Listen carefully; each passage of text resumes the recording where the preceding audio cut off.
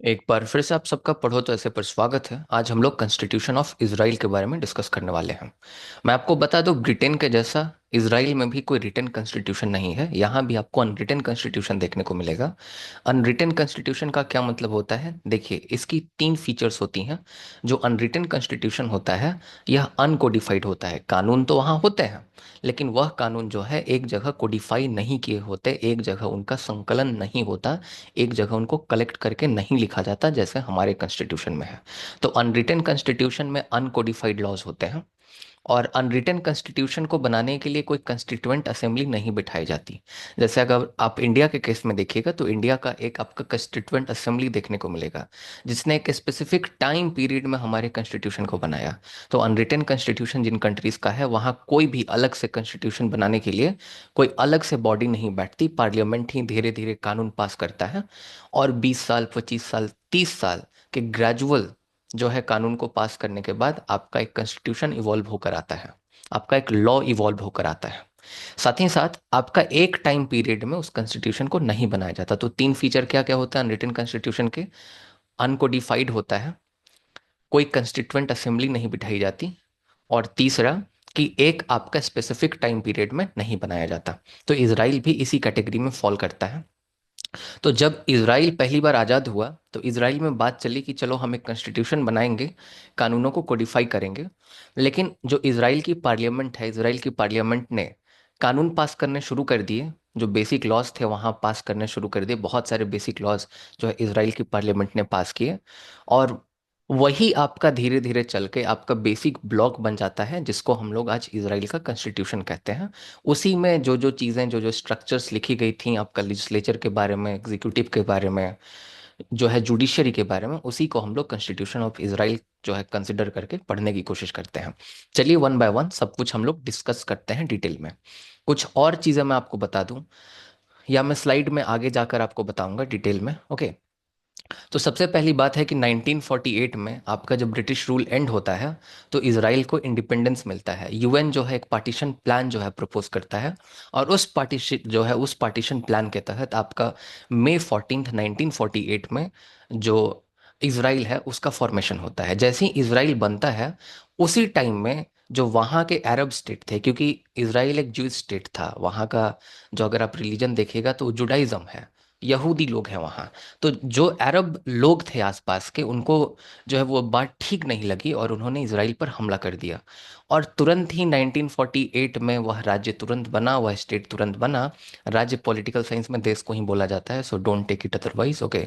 तो जब भी जब जब वो राज्य बनता है, जब वो स्टेट बनता है इसराइल, तो उसी समय उसको जो है युद्ध करना पड़ता है। और अरब स्टेट जो अरब वार होता है उसमें वो जीत जाता है, डिस्पाइट उसका जो अपोजिशन था वो पूरे के पूरे अरब वर्ल्ड के नेशन थे। आपको उसमें इजिप्ट था, आपको उसमें ईरान था, इराक था, सभी मिलकर उस पर हमला करते हैं, जॉर्डन था।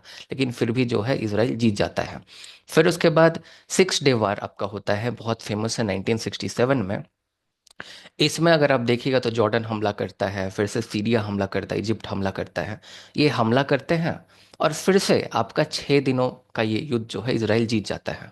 और इसराइल जो है अपने मैप को भी चेंज कर देता है। इसराइल एक छोटा सा स्टेट था जब बना था, लेकिन धीरे धीरे वह एक बड़ा जो है कुछ बड़ा स्टेट हो गया। आज भी इसराइल छोटा ही है as compared to the other nations. तो वेस्ट बैंक जो है उसको उसने हथिया लिया, गाजा को हथिया लिया, जो सिनाई पेनिनसुला था उसको हथिया लिया, गोलन हाइट्स को जो है आपका हथिया लिया। फिर योम किपुर वार एक होता है, इसको हम लोग रमदान वार भी कहते हैं। आपका जुडाइज्म है, जुडाइज्म में एक बहुत ही आपका लाइक एक फेमस दिन होता है, एक रिलीजियस दिन होता है जिसको योम किपर लाइक लाइक कहते हैं। उसी के दिन एक सरप्राइज अटैक होता है आपका इसराइल के ऊपर 1973 में। आपका जो इजिप्ट है और सीरिया है, ये दोनों हमला कर देते हैं, लेकिन इसके बाद भी अगर आप देखिएगा तो इसराइल 1973 का जो वार है इसको जीत जाता है किसी तरह से करके। तो ये मेजर कॉन्फ्लिक्ट होते हैं। मतलब इजराइल जब बना तो इजराइल का बनना इतना आसान नहीं था। इजराइल को बहुत सारी कॉन्फ्लिक्ट का सामना करना पड़ा। और मेजर कॉन्फ्लिक्ट तो मैंने आपको यहाँ बता ही दिया, जैसे अरब वॉर हो गया 1948 का, फिर आपका 6 डे वॉर हो गया, फिर योम किपुर वॉर हो गया आपका 1973 का। ये सब युद्ध इसराइल को करने पड़े। अगर इसराइल के पॉपुलेशन की बात करें तो आप सब जानते होंगे कि जो ज्यूस पॉपुलेशन है वहाँ, जो यहूदी धर्म को मानने वाले लोग हैं, लगभग 74% है। फिर अरब पॉपुलेशन है, अरब पॉपुलेशन मतलब जो मिडिल ईस्ट के ही लोग रहने वाले हैं, उनकी जनसंख्या की बात की जा रही है, वो लगभग 21% के आसपास में है। उसमें मुस्लिम क्रिश्चियंस दोनों आते हैं, और भी बहुत सारी अलग अलग जो है माइनॉरिटीज़ हैं। मतलब इजरायली जो सोसाइटी है ये मल्टी कल्चरल सोसाइटी है, और ऐसा नहीं कि किसी को सेकंड क्लास सिटीजन की तरह ट्रीट किया जाता है। वहाँ अकॉर्डिंग टू कॉन्स्टिट्यूशन सबको बराबर अधिकार दिए गए हैं। ओके, तो एक मल्टी कल्चरल सोसाइटी आपको देखने को मिलेगी इसराइल में। अब आगे हम लोग चलते हैं। जैसा कि मैंने आपको बताया कि इसराइल का कोई कोडिफाइड लॉ नहीं है। जब 1948 में, अगर आप देखिएगा, जैसे कि मैंने आपको बताया 14 मई के दिन जब इंडिपेंडेंस हुआ, तो बात तो चली कि हम लोग एक संविधान बनाएंगे, इसराइल के लिए कॉन्स्टिट्यूशन बनाएंगे। लेकिन आप सिचुएशन देख लीजिए, हमेशा कॉन्फ्लिक्ट में उलझा रहा इसराइल। इसीलिए वहाँ की जो पार्लियामेंट है, जिसको हम लोग नेसेट कहते हैं, तो नेसेट ने डिसाइड किया, यहाँ पे स्पेलिंग लिखा हुआ है, तो जो है नेसेट ने डिसाइड किया कि हम लोग जो है कानून पास करना शुरू कर देंगे।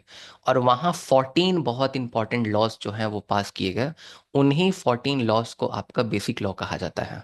और आज जो भी आज के दिन में लॉ बनते हैं, वो लॉ कॉन्स्टिट्यूशन के हिसाब से है या नहीं है, उसको चेक करने के लिए ये 14 जो बेसिक लॉ हैं, इनके साथ उनको तालमेल देख जो है तालमेल बिठा के देखा जाता है।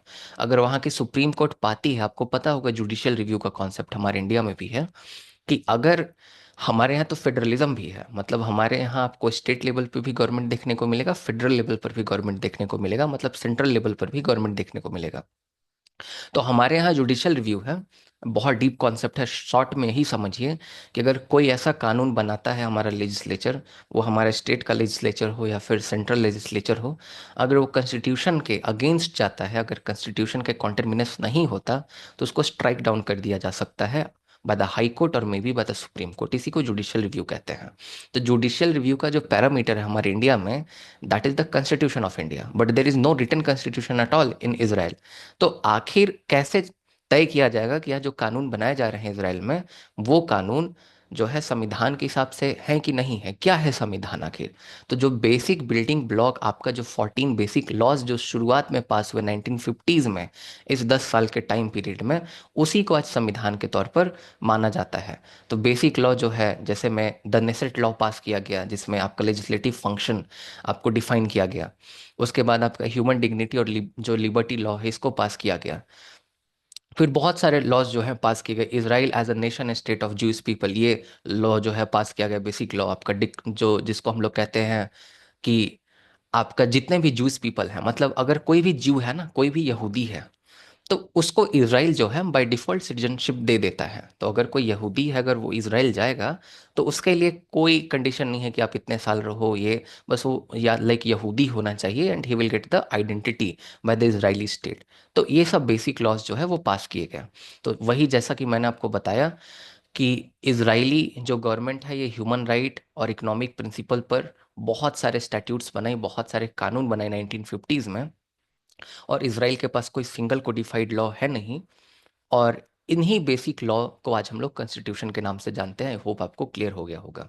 अब हम लोग जानने की कोशिश करते हैं ऑर्गन्स ऑफ गवर्नमेंट के बारे में। तो कोई भी स्टेट होता है, देखिए मैं थोड़ा सा आपको बता देना चाहता हूँ कि आखिर स्टेट और कंट्री में क्या फ़र्क होता है। तो जब हम लोग कंट्री कहते हैं, तो ये आपका जोग्राफिकल आइडेंटिटी होता है किसी भी लाइक देश का। जब स्टेट कहते हैं, तो ये पॉलिटिकल आइडेंटिटी होता है। स्टेट मतलब आप ऐसा मान के चलिए, एक ऐसा ऑर्गेनाइजेशन जो कि अपने जनसंख्या को कंट्रोल कर सकती है, उसको स्टेट कहते हैं। तो जितने भी आपको इंडिया, पाकिस्तान, बांग्लादेश, ये सबको स्टेट कहा जाता है पॉलिटिकल साइंस के टेक्निकल टर्म में। आप बहुत सारे जब स्टैंडर्ड बुक्स को पढ़िएगा, तो इसीलिए मैं बार बार स्टेट कह रहा हूँ। तो किसी भी स्टेट की सबसे बड़ी आइडेंटिटी होती है, आपको मालूम होगा, वह होता है उसका ऑर्गन्स ऑफ गवर्नमेंट। और ऑर्गन्स ऑफ गवर्नमेंट में 3 ऑर्गन्स के बारे में हम लोग चर्चा करते हैं, मेनली लेजिस्लेचर, फिर उसके बाद हम लोग एग्जीक्यूटिव ब्रांच के बारे में चर्चा करते हैं, और फिर हम लोग जुडिशरी के बारे में चर्चा करते हैं। तो इसके बारे में मैं थोड़ा सा आपको डिटेल में बता देना चाहता हूँ। तो जो लेजिस्लेचर है, ये यूनिक कैमरल लेजिस्लेचर है आपका इसराइल में। जैसे हमारे यहाँ राज्यसभा लोकसभा आपको दोनों देखने को मिलेगा पार्लियामेंट में, तो हमारा जो लेजिस्लेचर है बाई कैमरल लेजिस्लेचर है, राइट। द्विसदा इसको हिंदी में द्विसदनात्मक व्यवस्था कहते हैं। लेकिन आपको एक ही सदन देखने को मिलेगा, एक ही यूनिक कैमरल आपको जो है लेजिस्लेचर देखने को मिलेगा इसराइल में। जो नेसेट है, वहां पे 120 सीट्स आपको टोटल देखने को मिलेंगी। वहाँ चुनाव कैसे होते हैं? तो वहाँ चुनाव अलग तरीके से होते हैं। वहाँ चुनाव का जो आपका तरीका है उसको हम लोग प्रोपोर्शनल रिप्रेजेंटेशन कहते हैं। और प्रोपोर्शनल रिप्रेजेंटेशन के भी बहुत सारे तरीके होते हैं। तो प्रोपोर्शनल रिप्रेजेंटेशन में लिस्ट सिस्टम के हिसाब से वहाँ चुनाव होता है। अब लिस्ट सिस्टम में भी दो तरह के लिस्ट सिस्टम होते हैं, एक होता है क्लोज लिस्ट और एक होता है ओपन लिस्ट। तो वहाँ क्लोज लिस्ट के हिसाब से चुनाव होता है। अब ये काम कैसे करता है इसके बारे में मैं आगे बताऊंगा। अब यहाँ पे आप ये मान के चलिए कि 120 सीट्स में से जिस पॉलिटिकल पार्टी को 61 सीट आएगा, या जिस पॉलिटिकल पार्टी के कोलिशन को, गठबंधन को 61 सीट आएगा, राइट, तो उसी की सरकार बनेगी। क्योंकि वहाँ प्रोपोर्शनल रिप्रेजेंटेशन है, तो प्रोपोर्शनल रिप्रेजेंटेशन में किसी को जो है मेजोरिटी पूरी तरह से नहीं मिलता। तो आज तक के इतिहास में आज तक किसी एक पार्टी की सरकार नहीं बनी है इसराइल में। हमेशा वहां पे गठबंधन सरकार ही बनी है, इस बात को ध्यान में रखिएगा। ओके। और मेनली जो वहाँ की लेजिस्लेचर है, वहाँ की लेजिस्लेचर कानून बनाने का काम करती है, आपको मालूम ही होगा। तो उसके बारे में हम लोग ज़्यादा डिस्कस नहीं करेंगे डिटेल में। मेनली आपका पॉलिसी मेकिंग प्रोसेस होता है उसी लेजिस्लेचर में से जो है वो। अच्छा, एक चीज़ और ध्यान में रखिएगा, जो टेन्योर है वहाँ के लेजिस्लेचर का, वहाँ के आपका पार्लियामेंट का, वो 4 साल का है।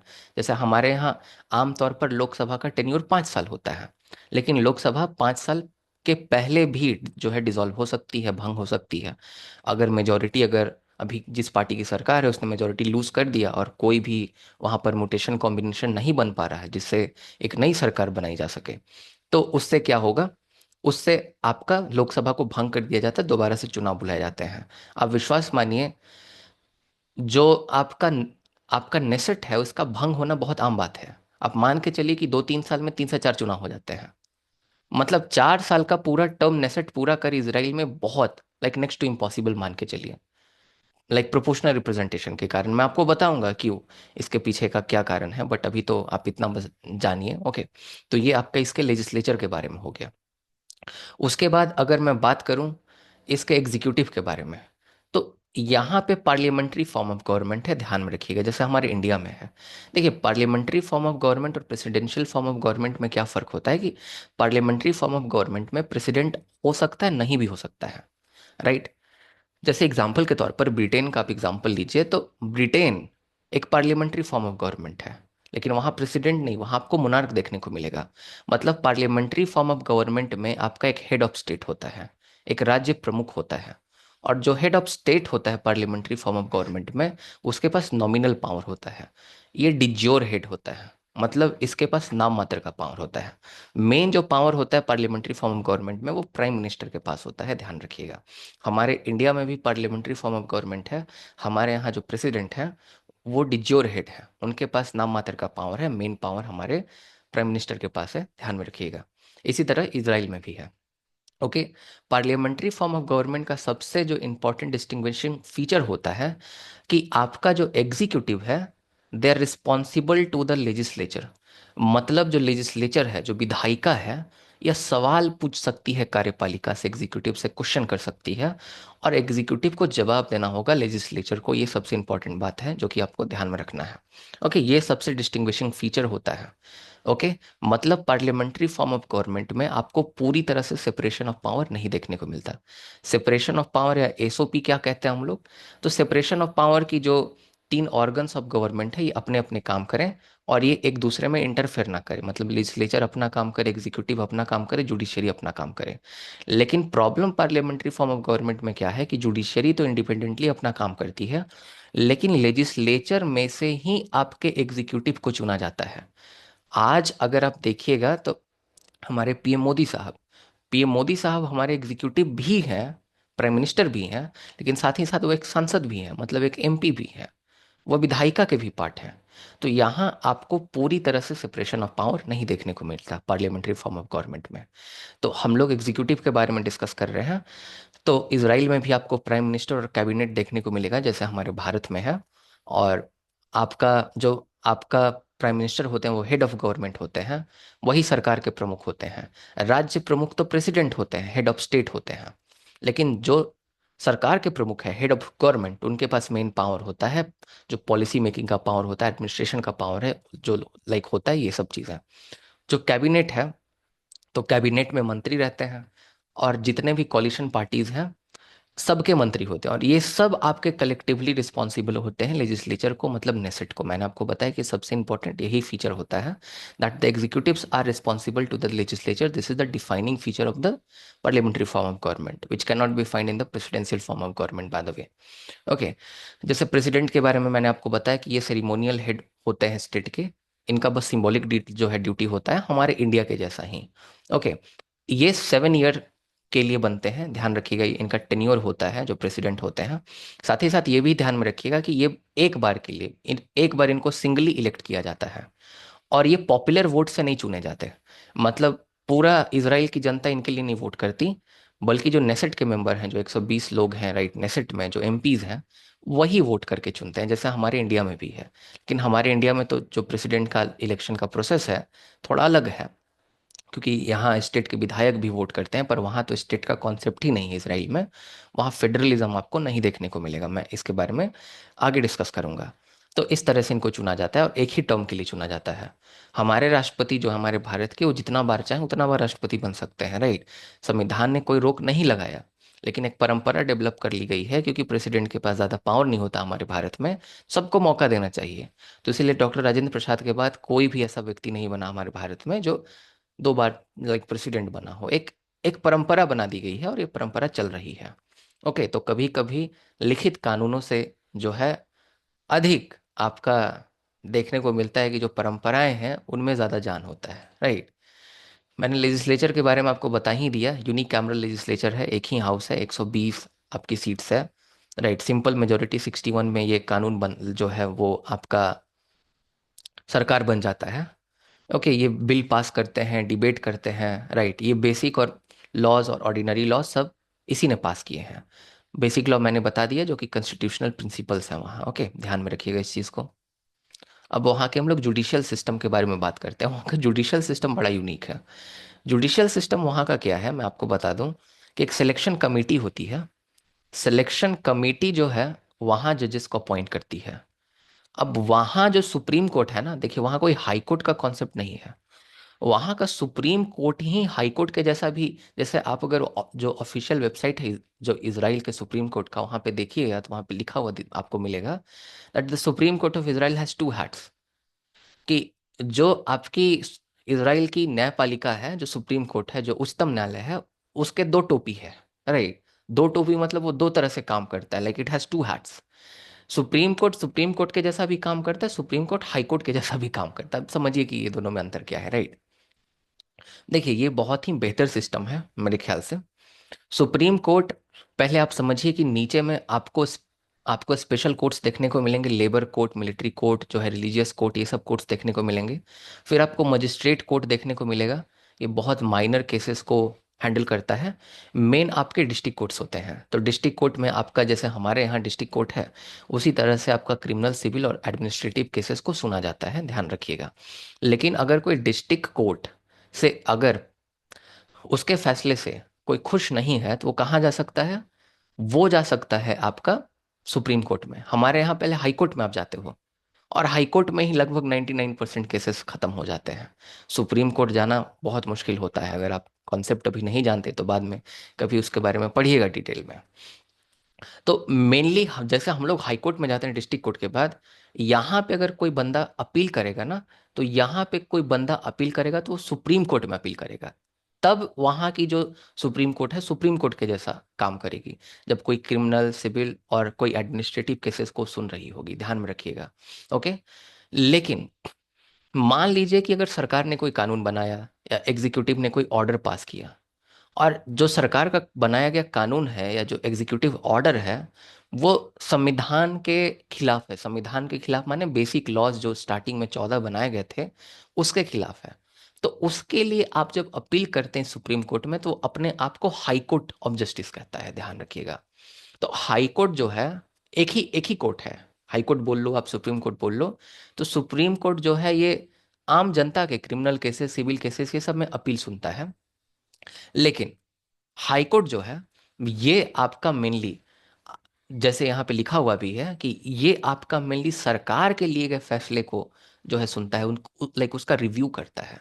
और उसको गलती पाता है कि that they are not according to the basic laws, तो उसको ओवरटर्न कर देता है, उसको स्ट्राइक डाउन कर देता है। ये कुल मिला के बात है। आई होप आपको क्लियर हो गया होगा। वहाँ के जजेस जो हैं ये 70 साल में रिटायर होते हैं, ध्यान रखिएगा। हमारे यहाँ सुप्रीम कोर्ट के जजेस 65 ईयर्स में रिटायर होते हैं और हाई कोर्ट के जजेस 62 ईयर्स में। This is also important, okay. तो ये आपका जुडिशरी का पूरा स्ट्रक्चर था। अब यहाँ पे यूनिटरी और फेडरल की अगर हम बात करें, तो यूनिटरी और फेडरल की जब हम बात करेंगे तो देखिए, फेडरल गवर्नमेंट क्या होता है? फेडरल गवर्नमेंट का मतलब होता है, देखिए जहां फेडरल गवर्नमेंट होगा ना वहां रिटन कॉन्स्टिट्यूशन जरूर से जरूर होगा। बिना रिटन कॉन्स्टिट्यूशन का फेडरल गवर्नमेंट हो ही नहीं सकता, ध्यान रखिएगा। If there is no written constitution then can not be a federal government at all, remember my point. देखिए, फेडरल गवर्नमेंट में क्या होता है फेडरल सिस्टम में, कि दो लेवल्स पर जो है सरकारें होती हैं। जैसे हमारे यहाँ डिवीजन ऑफ पावर है, केंद्र सरकार है और राज्य की भी सरकारें हैं। तो केंद्र सरकार को कुछ सख्तियां दी गई हैं। अगर मैं स्पेसिफिकली कुल जो है बोलूँ तो 100 ऐसे आइटम्स हैं लिस्ट में जिस पर केंद्र सरकार काम कर सकती है। जैसे आर्मी हो गया, कम्युनिकेशन हो गया, फॉरेन रिलेशन हो गया, डिफेंस हो गया, करेंसी हो गया, बैंकिंग हो गया, इंश्योरेंस हो गया। इस पर सिर्फ केंद्र सरकार कानून बना सकती है। और राज्य सरकारों के हाथ में जो है एग्रीकल्चर के इशू दे दिए गए, लैंड के इशू दे दिए गए, लॉ एंड ऑर्डर दे दिया गया, पुलिस दे दिया गया। तो ये राज्य सरकारों के हाथों में है। तो दो लेवल्स पर आपको गवर्नमेंट देखने को मिला है। बात समझ में आया? अब यहाँ पे जो राज्य सरकारों को शक्ति दी गई है, ऐसा नहीं कि वो केंद्र सरकार, ऐसा नहीं कि यूनियन गवर्नमेंट ने ही अपने पावर्स को डेलीगेट कर दिया, ऐसा नहीं किया कि अच्छा मैं 100 काम नहीं कर पा रहा हूँ भाई, तुम कुछ काम ले लो, ऐसा नहीं। स्टेट गवर्नमेंट्स को जो है, आप देखिएगा ध्यान से, तो 61 आइटम्स मिले गए हैं काम करने के लिए। और एक कॉन्स्टिट्यूशन ने डायरेक्टली लिखा है कि आप इस पे काम करोगे। तो जब तक कॉन्स्टिट्यूशन रिटेन नहीं होगा तब तक फेडरलिज्म सही तरीके से सर्वाइव नहीं कर पाएगा। मालूम ही नहीं लगेगा कि किस लेवल के गवर्नमेंट का क्या फंक्शन है। सो इसीलिए रिटेन कॉन्स्टिट्यूशन जो है वो फेडरल सिस्टम के लिए मोस्ट लाइक लाइक मस्ट होता है। आप इसके बिना सर्वाइव नहीं कर सकते। बात समझ में आया? तो ये आपका कुल मिला के बात होता है। अब यूनिटरी फॉर्म ऑफ गवर्नमेंट में क्या होता है कि यूनिटरी फॉर्म ऑफ गवर्नमेंट में आपको नीचे लेवल्स पे गवर्नमेंट नहीं देखने को मिलते।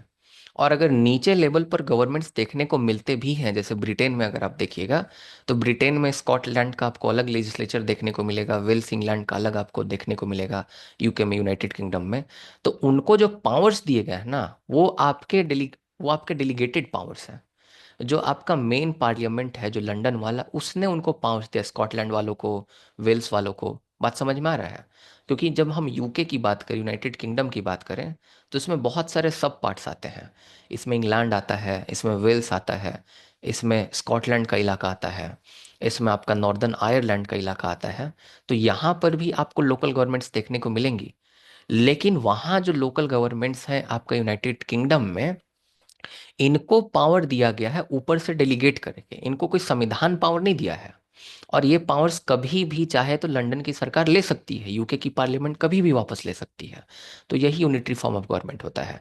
तो या तो यूनिटरी फॉर्म ऑफ गवर्नमेंट में नीचे लेवल में कोई सरकारें नहीं होती, या कोई आपका संस्था नहीं काम कर रहा होता है, या कर भी रहा होता है तो वो डेलीगेटेड पावर उनको मिलता है जो आपका मेन सेंट्रल गवर्नमेंट होता है उसके द्वारा, बस एडमिनिस्ट्रेटिव कन्वीनियंस के लिए, ताकि जो प्रशासनिक सुविधा है उसको बनाई जा सके। एडमिनिस्ट्रेटिव कन्वीनियंस के लिए ऐसा किया जाता है। तो ये कुल मिला के बात है। बात समझ में आया? और जो फेडरल गवर्नमेंट होगा ना वहां बाई कैमरलिज्म होगा ही होगा। मतलब आप ऐसा कोई फेडरल हमें नेशन स्टेट नहीं बता सकते, कोई फेडरल जहां संघवाद है और जहां आपका द्विसत्तात्मक व्यवस्था नहीं है। इंडिया में फेडरलिज्म है, आपको राज्यसभा देखने को मिलेगा। क्योंकि आपको एक ऐसा हाउस पार्लियामेंट का होना चाहिए जो कि लॉस को चेक करे कि कहीं स्टेट के इंटरेस्ट को तो हार्म नहीं किया जा रहा, कहीं हमारे बिहार झारखंड यूपी के जो है हितों को तो हार्म नहीं किया जा रहा। ऐसे ही आपको इंग्लैंड में एक सेकेंड हाउस, सॉरी मैं गलती बोल गया, यूएस में आपको एक सेकेंड हाउस देखने को मिलेगा, सीनेट। लेकिन जो यूनिटरी फॉर्म ऑफ गवर्नमेंट है वहां पे बाई कैमरलिज्म कंपलसरी नहीं है कि वहां दो हाउसेस चाहिए ही चाहिए। हो भी सकता है, नहीं भी हो सकता है। जैसे ब्रिटेन में आप देखिएगा तो दो हाउसेस हैं, हाउस ऑफ लॉर्ड्स और हाउस ऑफ कॉमन, तो वहां है कन्वेंशन के हिसाब से चल रहा है। लेकिन यूनिटरी फॉर्म ऑफ गवर्नमेंट में एक हाउस हो भी हो सकता है, दो हाउस भी पार्लियामेंट का हो सकता है। लेकिन फेडरलिज्म में दो हाउसेस तो होगा ही होगा, होगा ही होगा। ध्यान रखिएगा इस बात को। ओके, तो यही यूनिटरी फॉर्म ऑफ गवर्नमेंट है इजराइल, ध्यान में रखिएगा। यहाँ पे बहुत सारे आपके डिस्ट्रिक्ट डिविजन्स बनाए गए हैं, और जो आपके बड़े बड़े शहर, जो शहर हैं जैसे तेल अवीव हो गया, जेरूसलम हो गया, वहाँ के छोटे छोटे आपके म्युनिसिपल काउंसिल्स हैं, जैसे हमारे यहाँ कैसे म्युनिसिपल काउंसिल्स हैं, नगर पालिका, उस तरह से उनकी छोटी छोटी सरकारें हैं जो कि डे टू डे एक्टिविटी, साफ सफाई और ये तमाम चीज़ जो है, मच्छर मक्खी भगाना, ये सब का काम करती है। तो यहाँ एडमिनिस्ट्रेटिव डिविजन्स हैं, डिस्ट्रिक्ट्स आप मान के चल सकते हैं, जैसे जेरूसलम डिस्ट्रिक्ट हो गया, तेल अवीव हो गया, हाइफा हो गया, northern district, central district, southern district, ये सब आपके 6 डिस्ट्रिक्ट्स हैं, ध्यान में रखिएगा। और यहाँ पे ऑफिसर्स जो बैठे रहते हैं वो केंद्र सरकार के लिए ही काम करते हैं, मतलब यहाँ इनकी अपनी कोई सरकारें नहीं है, इनको एडमिनिस्ट्रेटिव पर्पस के लिए बनाया गया है, इनकी कोई ऑटोनॉमी नहीं है, ये फेडरल स्टेट नहीं है जो इसराइल है, ध्यान में रखिएगा। ओके। नीचे लेवल पर आप देखिएगा तो कुछ कुछ आपको देखने को मिलेगा, म्युनिसिपल काउंसिल से सब, लेकिन वो भी जो है उसको पावर आपको ऊपर से ही मिला है, जब चाहे उसको वापस ले लिया जा सकता है, और ऐसे पावर्स हैं जिसका वो करेंगे ही क्या, साफ सफाई तमाम चीज़ें, वो भी बहुत इंपॉर्टेंट है। पॉलिटिकल पार्टीज, तो पॉलिटिकल पार्टीज के बारे में मैं बात करूं तो वहाँ मल्टी पार्टी सिस्टम है, बहुत सारी पॉलिटिकल पार्टीज जो हैं, क्योंकि वहाँ कॉलिशन गवर्नमेंट ही सिर्फ बनेगा। आप स्टे ट्यून्ड रहिए, मैं आपको बता रहा हूँ कि प्रोपोर्शनल रिप्रेजेंटेशन क्या होता है, इसके बारे में मैं आपको डिटेल में बताऊंगा। ओके। तो इसराइल में आपका बहुत सारी पॉलिटिकल पार्टीज हैं। ओके। आपका लिकुद का नाम आप याद रख सकते हैं, जो लिकुद है इसी से नेतन्याहू जुड़े हुए हैं। ओके। फिर आपका यश अतीद का नाम आप याद रख सकते हैं, ब्लू एंड वाइट का नाम याद रख सकते हैं, ये सब कुछ इंपॉर्टेंट पॉलिटिकल पार्टीज हैं। लेफ्ट विंग जो विंग पार्टीज हैं, इसमें आपको कुछ अरब जो पार्टीज देखने को मिलेंगी, लेबर पार्टी देखने को मिलेगी। राइट विंग पार्टी जो है वही आपको बेंजामिन नेतन्याहू वाला देखने को मिलेगा, लिकुद जो है, राइट। फिर यस अदीद है आपका सेंट्रिस्ट पार्टीज में। तो ये सब पॉलिटिकल पार्टीज हैं और मल्टी पार्टी सिस्टम है। अब हम लोग देखते हैं कि आखिर वहाँ इलेक्शन होते कैसे हैं और हमारे इंडिया से कैसे डिफरेंट है। ये बहुत इंपॉर्टेंट है इसको समझना। और अच्छा, इसके पहले मैं एक चीज़ और आपको बता देना चाहता हूँ, क्योंकि मैंने यहाँ इंक्लूड नहीं किया, वो है अमेंडमेंट ऑफ कॉन्स्टिट्यूशन। जब रिटन कॉन्स्टिट्यूशन ही नहीं है तो अमेंडमेंट का तो बात ही नहीं जो है उठता। कोई भी कानून में जो है बदलाव करना है तो सिंपल आपका मेजोरिटी से ही पास हो जाएगा। इनफैक्ट यहाँ तो कोरम भी नहीं डिसाइड किया गया, ये बहुत खास बात है यहाँ की। कोरम क्या होता है? कोरम होता है कि कम से कम उतने लोग आने चाहिए पार्लियामेंट में जिससे कार्रवाई शुरू हो सके। एग्जाम्पल के तौर पर 100 बच्चे अगर पढ़ते हैं क्लास में, और मान लीजिए 5 लोग ही क्लास अटेंड करने आए, तो कभी कभी टीचर क्या कहता है कि अरे छोड़ो आज मटिया देते हैं, क्या ही क्लास करोगे, 5 ही लोग आए हैं, राइट। तो इसी तरह से कोरम होता है, अलग अलग देश का अलग अलग कोरम है। जैसे ब्रिटेन में हाउस ऑफ कॉमन्स में 1/16 है, कि 1/16 मेंबर आएंगे तभी जाके कार्रवाई शुरू होगी। हमारे इंडिया में 1/10 है, मतलब 10%।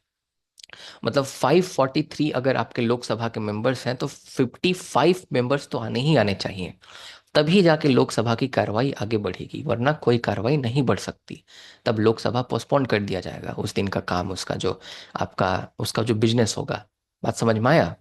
तो ये कोरम, तो वहाँ कोरम की भी कोई ऐसी चर्चा नहीं की गई है। 120 लोग हैं ना, तो यहाँ तो सिंपल मेजोरिटी चलता है, मैंने 50% +1। सिंपल मेजोरिटी का मतलब कि अगर 52 लोग आए तो 52 का आपका 50% क्या होता है?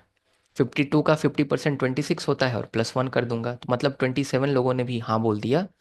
बात समझ में आया? तो ये पास हो जाएगा, ये कुल मिला के बात है ऐसा करके। तो यहाँ पे कोई कोरम नहीं डिसाइड किया गया।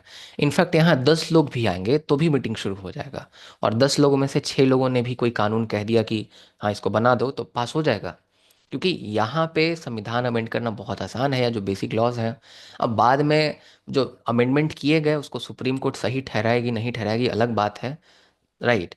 लेकिन बहुत आसान है अमेंडमेंट करना इसराइल में, तो मैंने आपको ये बता दिया क्योंकि वो भी इंपॉर्टेंट पार्ट है। अब हम लोग इलेक्शंस में आ जाते हैं। तो क्लोज लिस्ट का प्रोपोर्शनल रिप्रेजेंटेशन है, देखिए होता क्या है। 120, मैं 100 का एग्जांपल लेके आपको समझाता हूँ। ओके, 120 में मैं गड़बड़ कर दूंगा मैथ्स में, तो मैं 100 का एग्जांपल लेके समझाता हूँ। मान लीजिए किसी देश में 100 सीट है, वहां पे प्रोपोर्शनल रिप्रेजेंटेशन हो रहा है। तो वहां पे मैं 4 पॉलिटिकल पार्टीज मान लेता हूँ, A, B, C, D। Okay. अब मान लीजिए वहां वोटर्स है आपका 1000। ओके, 1000 वोटर है, 100 सीट के लिए सब फाइट कर रहे हैं। तो क्लोज्ड लिस्ट में क्या होता है कि जितनी भी पॉलिटिकल पार्टी हैं अपने 100 मेंबर्स का नाम जो है वो यहाँ देंगी, लिखेंगी 100 तक। सब पॉलिटिकल पार्टी यही काम करेंगे। ओके, इसी को क्लोज लिस्ट कहते हैं। अब आगे क्या होगा, मान लीजिए कि पॉलिटिकल पार्टी ए को मिला 2000 वोट, सॉरी, 2,000 कैसे मिल जाएगा जी, 1,000 ही टोटल वोट है, तो 200 वोट मिला। तो 200 वोट मिला तो 200 मतलब कितना, 20%। तो जब 20% वोट मिला पॉलिटिकल पार्टी ए को, तो इसके जो टोटल नंबर ऑफ सीट है वहां इसराइल में जो कि 100 है, इसका 20% जो मेंबर है इस पॉलिटिकल पार्टी का होगा। तो क्लोज और ओपन सिस्टम में यही फर्क है कि 100 अगर कैंडिडेट का नाम जारी किया गया, तो अगर ओपन लिस्ट रहता तो इस 100 में से 20 कौन लोग होंगे पॉलिटिकल पार्टी खुद से डिसाइड कर सकती थी। लेकिन अगर 20% वोट आए, अगर पॉलिटिकल पार्टी के जो टोटल सीट है 100, उसके 20% कैंडिडेट मतलब 20 कैंडिडेट इस पॉलिटिकल पार्टी के होंगे और ऑर्डर में होंगे, 1 से लेकर 20 तक। ऐसा नहीं कि मतलब जो 56 नंबर पे था उसको भी चुन के भेज दिया, ऐसे नहीं कर सकते। बात समझ में आया? इसी तरह से मान लीजिए कि मे बी 350 वोट आए आपको इस पॉलिटिकल पार्टी के बी के आउट ऑफ 1,000, तो मतलब इसके कितने वोट आए आपका जो है 35% वोट आए, तो आपका 100 में से 35 सीट इसका हो जाएगा। बात समझ में आया? लेकिन क्या अगर किसी को आपका 1% वोट आया तो उसको भी एक सीट मिलेगा? तो जवाब है नहीं। थ्रैशहोल्ड, आपको कम से कम पार्लियामेंट में इंटर करने के लिए एक थ्रैशहोल्ड नंबर पहुंचना पड़ेगा। कम से कम 3.25% वोट तो आपको मिलना ही मिलना चाहिए, तब आपको जाके एक सीट के लिए आप एलिजिबल होंगे। ऐसा नहीं कि 1% मिला तो आपको एक वोट जो है एक सीट मिल जाएगा। यही कारण है कि वहाँ कॉलिशन गवर्नमेंट हमेशा बनता है, क्योंकि बहुत डाइवर्सिटी है। ज्यूज में भी अलग अलग टाइप के ज्यूज हैं, वहाँ भी डाइवर्सिटी देखने को मिलती है। तो सभी पॉलिटिकल पार्टीज को आपको कुछ ना कुछ अमाउंट में, कुछ ना कुछ परसेंट में वोट मिलते हैं, और सभी पॉलिटिकल पार्टी कुछ ना कुछ अपनी सीटें जो हैं वो जीत जाती हैं आपका, राइट, 120 में से। और इसीलिए कॉलिशन गवर्नमेंट ही बनता है। हमारे यहाँ ऐसा नहीं होता, हमारे यहाँ प्रोपोर्शनल रिप्रेजेंटेशन नहीं होता। 2014 के चुनाव में जो बीएसपी थी, बहुजन समाज पार्टी, उसको 19% यूपी से वोट मिले थे, 19% यूपी का वोट। आप बात समझ रहे हैं? लेकिन सीट जीरो आया था। आप सोचिए, अभी आप देखिए ना, दिल्ली के चुनाव में अगर प्रोपोर्शनल रिप्रेजेंटेशन से होता तो 70 सीटें हैं दिल्ली में। तो जिसको जितना प्रतिशत चुनाव मिलता जो है वोट मिलता, उतना सीट उसको 70 में से दिया जाता। तो कांग्रेस को भी बहुत वोट आया है। अगर अब मैं कांग्रेस का अगर वोटिंग परसेंट देखूं, यहाँ मैं आपको प्रैक्टिकली बता दे रहा हूँ, एक second. What is the vote share of Indian national Congress in Delhi's election 2025? भाई इसमें ठीक से लिख नहीं रहा है इसमें। जो भी वोट शेयर होगा, सीट तो जीरो आया है, राइट, लेकिन वोट शेयर के हिसाब से अगर आप देखेंगे तो कुछ तो आया होगा, 10% आया होगा। तो 7 सीटें तो उस हिसाब से इसको भी मिलनी चाहिए थी। तो इस तरह से काम होता है। हमारे यहाँ जो सिस्टम चलता है उसको हम लोग कहते हैं first past the post system, right, FPTP. तो इसीलिए यहाँ पे थोड़ा बहुत का अंतर होगा ना, तो पूरा का पूरा सीट जीत जाता है एक ही पॉलिटिकल पार्टी। तो this is all about the constitution of Israel. I hope you understood all the basics of constitution of Israel. There is a lot of thing if you go in research, and different things maybe about Israel, you could learn a lot. Also, if you want to join my recorded batch of CUT-PG 2026, because there are other mentors who are taking the live classes, but I'm not available for the live classes at all. तो आप अगर 2026 का CUT PG batch join करना चाहते हैं, UGC net JRF का course join करना चाहते हैं, और भी तमाम बहुत सारी असम यूनिवर्सिटीज़ के लिए या फिर उड़ीसा में सीपीईटी के लिए, तो आप हमारे ऐप पढ़ो तो ऐसे को डाउनलोड कर सकते हैं गूगल प्ले स्टोर में, और वहाँ से कोर्सेज परचेस कर सकते हैं। याद रखिएगा, जो आपने अपने 3-4 साल के ग्रेजुएशन में नहीं सीखा होगा वो आप हमारे कोर्स से सीखेंगे। आप बहुत बेहतर तरीके से, बहुत सस्ते प्राइस पे आप सब कॉन्सेप्ट सीखेंगे, जिससे आपके पीएसआईआर तक का कॉन्सेप्ट क्लियर होगा। तब जाकर आप अगर महंगा कोर्स लेते हैं पीएसआईआर का 70,000 80,000 का, तो वर्थ इट होगा। वरना आप स्टार्टिंग में पॉलिटिकल साइंस पढ़ने घुस जाएंगे without any basic knowledge, it is not going to worth it at all. So that is the point. और आप नोट्स भी खरीद सकते हैं, जितने भी बीए एमए के नोट्स होते हैं इग्नू और तमाम चीज़ों के, आप उसको भी खरीद सकते हैं। आप हमारे पेड जो है ऐप में जाके उसको पे करके, ओके। आप हमारे वेबसाइट पे विजिट कर सकते हैं, पढ़ो तो ऐसे .in। बहुत बहुत धन्यवाद, आप सबका दिन शुभ हो। एंड मिलते हैं फिर अगले क्लास में, ओके, किसी और कंट्री के कॉन्स्टिट्यूशन के साथ।